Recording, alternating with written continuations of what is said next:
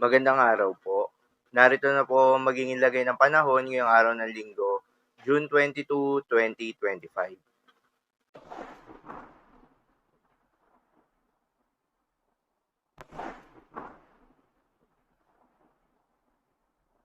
Sa kasalukuyan na tayong sa pag-asa, muling umiiral itong southwest monsoon o hanging habagat at nakakaapekto sa may Palawan at western section ng Luzon. Dahil dito ay asahan yung maulap na kalangitan na may kalat-kalat ang mga pag-ulan at thunderstorms.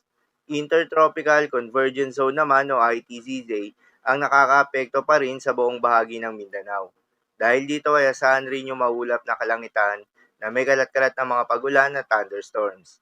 Easterlies naman o yung mainit na hangin galing sa may karagatang Pasipiko ang nakakaapekto sa may eastern section ng ating bansa. Dahil dito ay asahan rin yung maulap na kalangitan na may kalat-kalat ng mga pag-ulan at thunderstorms. Habang generally fair weather condition ang aasahan sa nalalabing bahagi pa ng ating bansa na may mataas na tsansa ng mga pag-ulan sa hapon o sa gabi na dulot ng mga localized thunderstorms. Magandang balita naman dahil ayon sa pag-asa ay wala pa rin tayong binabantayan na low pressure area o bagyo sa loob o malapit sa Philippine Area of Responsibility na maring makaapekto sa ating bansa.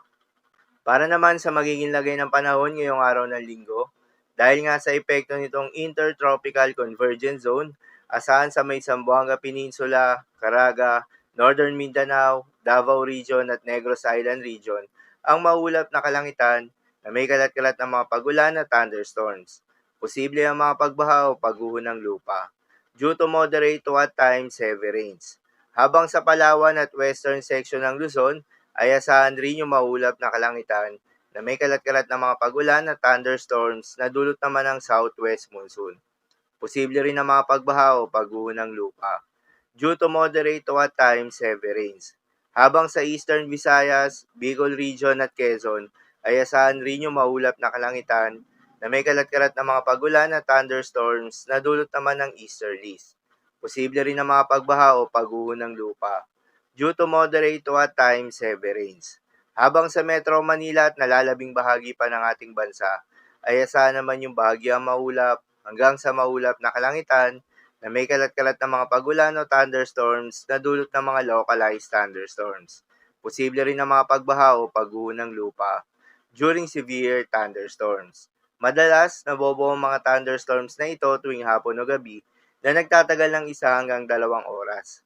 Kaya naman ingat sa mga posibleng banta ng pagbaha at pagguho ng lupa, lalong-lalo na sa mga lugar na inuulan na noong mga nakaraang araw pa. Para naman sa magiging lagay ng mga dagat baybayin, ayon sa pag-asa ay wala tayong nakataas na gale warning sa anumang seaboards ng ating bansa.